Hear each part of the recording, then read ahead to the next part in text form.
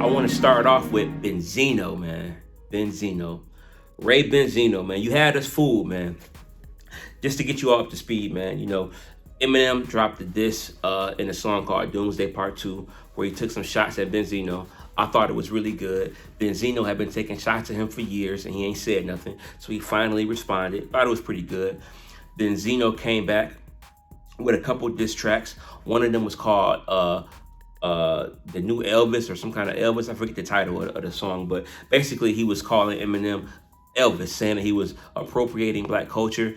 And I thought it was a pretty good diss. He was really going in, and he was rapping so good on there. I'm like, he didn't write that. You know, I had high suspicions that he didn't write that. But then, shout out to the Wolf of Hip Hop. I want to shout out the Wolf of Hip Hop because I'm going to show this footage that I saw in Wolf of Hip Hop. Benzino came out and said that he didn't have no ghostwriters for this. So I ate his up. I cooked him. Now, you know what I'm saying? Back in the day, he cooked me. You know what I'm saying? It's all good. But what you stands is not going to do it. What you saltines ain't going to do is try to come here and be like, I didn't do it. I didn't affect him. Stop it. To him, I don't want to hear that ghostwriter. This is hip-hop, bro. This is hip-hop. I don't want to hear that ghostwriter. Shut the fuck up. You mad because I'm spitting? I wrote that. The Z-ster. So I'm like, do I got to take his word for it? Do I take his word for it, or do I go off evidence? You know, the evidence of him not rapping good for 30 years, and all of a sudden he learned how to rap good. So I'm like, I don't know about that. But, you know, what can you do? Take his word for it.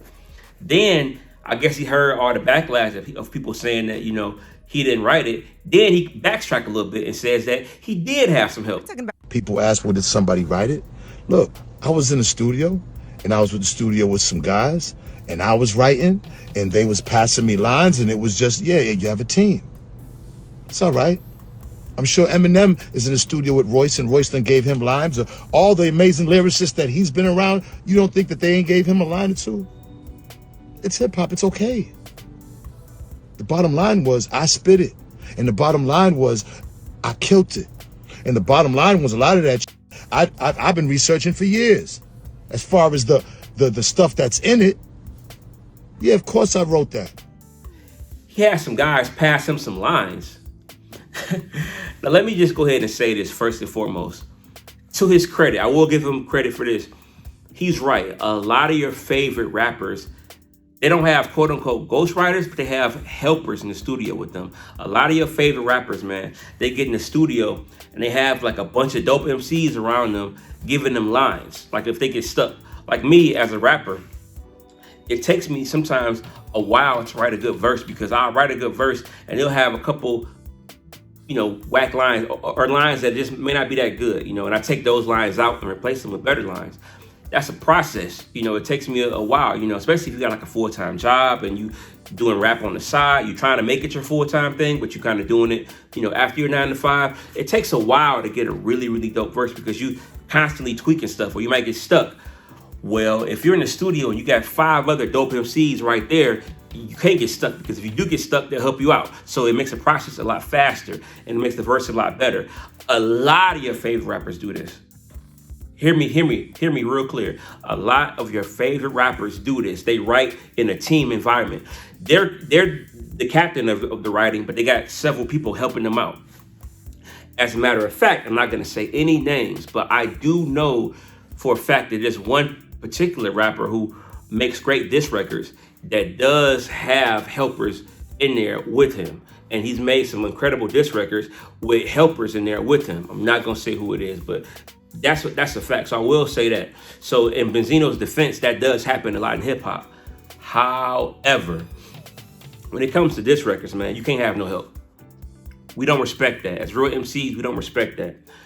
It's like doing homework versus a test. If you in school, you doing homework assignments, it's cool to have a group, you know, because y'all trying to learn. But when it comes to that test, though, it's just you. If you had help with that test, it's called cheating.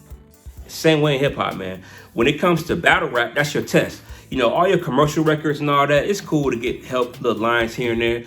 like I said, most of your favorites do that. They get helpers to help them when they write their commercial hits. Nothing wrong with that, man. It's a group project. We care about the end result. We care about the product going to the customer. So that's fine. But when it comes to battle rap, a battle, that's got to be all you, man. It's got to be all you. It's not acceptable. The only acceptable time that I thought it was cool to have people helping them with diss tracks was when you had people like Dr. Dre and Eazy-E going at it, because we know that, like, especially for Eazy wasn't a good rapper at all. He had to have people help him. So when Dr. Dre and Snoop Dogg is dissing him, and of course Dr. Dre got help. He got Snoop, he got DOC, he got all the writers at Death Row helping him with his raps. It's only fair that Eazy-E when it got a BG knockout and Gangsta Drakester to write him. So when he did Real Compton CDGs, of course you're gonna have help. So that's acceptable. That's probably the only instance I can think of in hip hop history where I think it's okay to have ghostwriters helping you. Now, you had Foxy Brown, Lil' Kim, I don't know, about, who wrote who when they was dissing each other, because I do know that both of them had ghostwriters, so I don't know. But in general, when it comes to diss tracks, it's not acceptable to have a ghostwriter. So when Benzino admitted that he had some guys pass him some lines, nah, bruh. Nah, man. You know what I'm saying?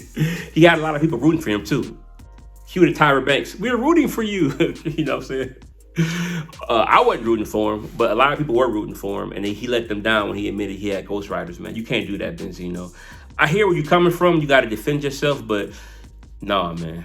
I'd rather you just make a video and state the facts that you've been researching, because he said he was doing researching. I'd rather you just get on video and just talk about the research you did against Eminem rather than just have somebody write a rap for you. So he's disqualified, man. Even though that Rap Elvis was pretty dope, disqualified, man. You know what I'm saying? Eminem won.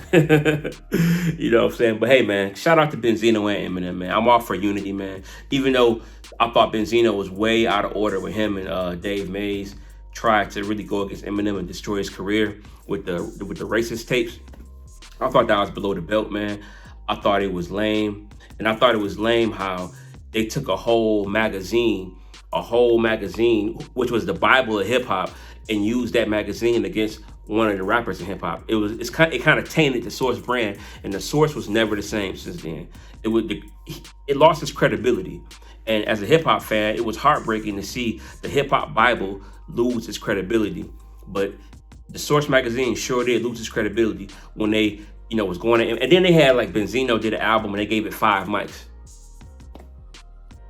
They gave a Benzino album. Like, so, shout out to Benzino, but brother, you and Dave Mays, y'all ruined the hip hop Bible. And that's like a cardinal sin, but we can let bygones be bygones, man. Hopefully these two brothers can piece it out, because I want to see unity in the world. I want to see all rap beefs end.